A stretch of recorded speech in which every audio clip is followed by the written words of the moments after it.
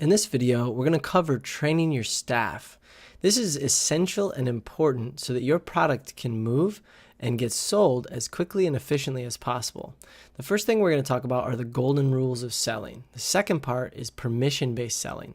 Then we're going to get into benefit-based selling, upselling, and then cross-selling. And we're going to implement the by the way strategy that we talked about in the beginning introduction. So when it comes to training your staff, we like to go over the golden rules. The first thing is your staff should always assume that the customer is going to want it. When they assume that, it makes it much easier to sell. Rule number 2 is selling should feel natural and organic and never pushy or salesy.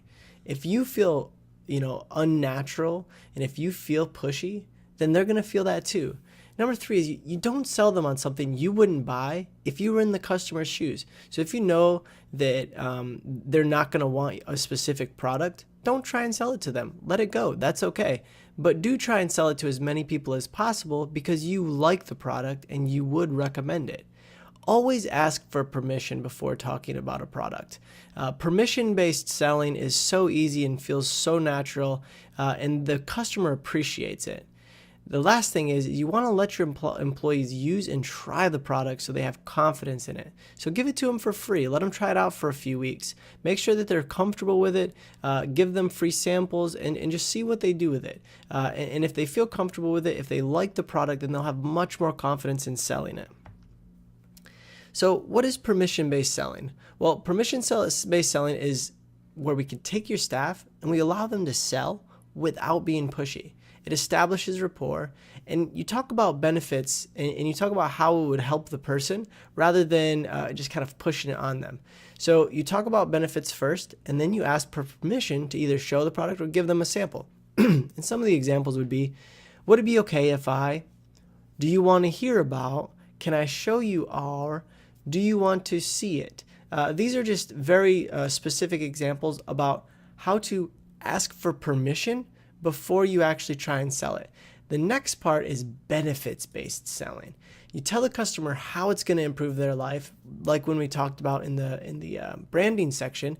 So you don't talk about just the facts of the product. The more benefits you can mention, the easier it is to tell someone. So the more benefits that your staff can come up with, the higher the likelihood that that person is going to understand it from an emotional level. And it helps you come off natural and organic when you speak because you're talking about your own personal experience here. So some of the benefits-based selling that I can give is a TENS unit is something that you put on your muscles to kind of help heal. So our TENS unit has double the battery life of a normal one, which basically means you can leave it on longer without ever having to even charge it. Our probiotic has 188 tablets, which means you won't have to reorder for a long time and you're going to definitely get your money's worth. Our skin cream is stain-proof, so it won't ruin any of your clothes if you happen to fall asleep in it before you wash it off. This stand-up desk is 100% stainless steel, so it's not going to break like a piece of Walmart furniture. So all of these things you can find on Amazon reviews. You can hear feedback from customers. Find out what the pain points are for other types of products similar to yours. When it comes to upselling, a customer will try to buy something, and then your staff will recommend a different brand that's maybe a little bit more expensive, but it's going to be a better fit for that person. Or they can downsell them to your product if they're trying to buy a very expensive one, but your margins might be better. So I would recommend X because it has Y and Z feature that is X over the competitor. And this can happen a lot if, let's say, they're talking about a different, like a competitor or a different brand at the front desk, or with one of your doctors or with one of your physical therapists or whatever type of business you have. That's a great time to talk about upselling and cross-selling. You should feel natural and organic when you do this from an upsell because they know the product, they have faith in it, and they've tried it. They know it's a better product. Upsells are about how the product is a better fit, not how the product is different. It's a better fit for the person.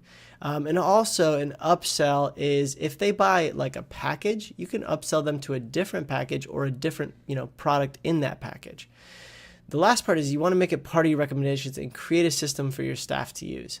So if you're, let's say, a chiropractor and you're going to recommend a series of adjustments, well, What I did as a chiropractor was I recommended foam rollers as part of my treatment plan.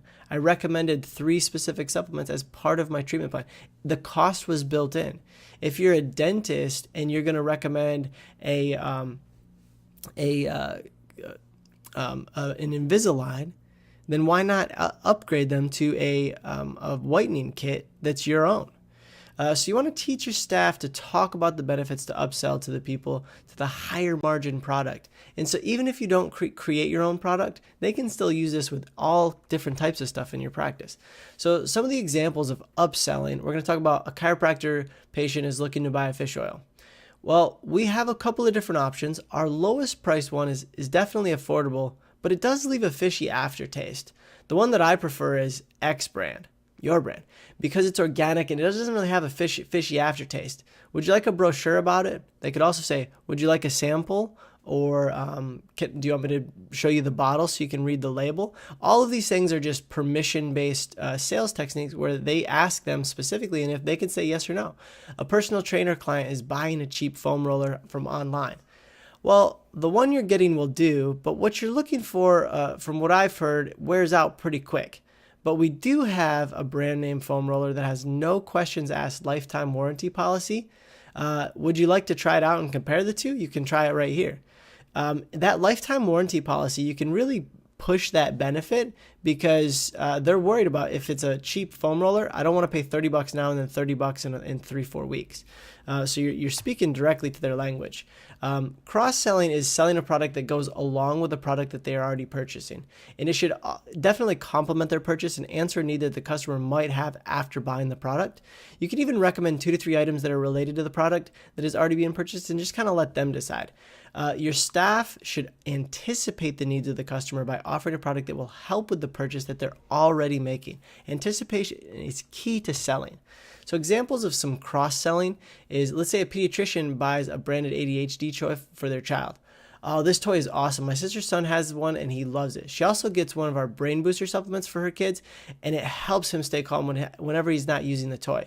Do you want me to tell you more about our brain booster supplement, or would you like a sample? So they're already buying a toy. So why not talk about the brain booster supplement? If they're going to buy the toy for the ADHD and ADD, you got to cross-sell them so that they know that that's what you've got. So a dentist tries to buy a top-of-the-line electronic toothbrush. So the hygienist says, oh, I love this toothbrush. Me and my husband both use this at home. The vibration is super quiet, doesn't bother my husband when he's sleeping. When I combine this toothbrush with our water floss system, my teeth have never felt cleaner and I needed fewer checkups. Did you want me to show you our water floss system too? So you're asking for permission after you're even selling them. So a dermatologist, oh my God, so they're buying a patient is buying an eye cream. Oh my God, I love this cream. It's non-toxic so I can sleep with it at night. And I wake up without bags under my eyes. I love to combine this with our eye masks to lock in the moisture longer. Do you want to feel this? And then show them the eye mask. You can have them try it on. You can give them, maybe a sample or let them try it in the office. Same thing with a hair salon offers custom hair extensions. So they just got their hair cut. Maybe they got their hair colored. Thanks so much for coming in today. By the way, we just got in brand new custom hair extensions. Would you mind if I show you some of them? They're 100% unprocessed human hair and they never shed or tangle. I'm actually wearing them right now. Point out your hair and hand them the product to feel. So show them like exactly what you're wearing and then hand them the product to feel. These are just a couple of examples of how you can train your staff. Get them scripted. Write out exactly what you'd want to hear as a customer. The more that they can train, the better that they are going to be able to sell. And that's staff training, and we'll see you on the next video.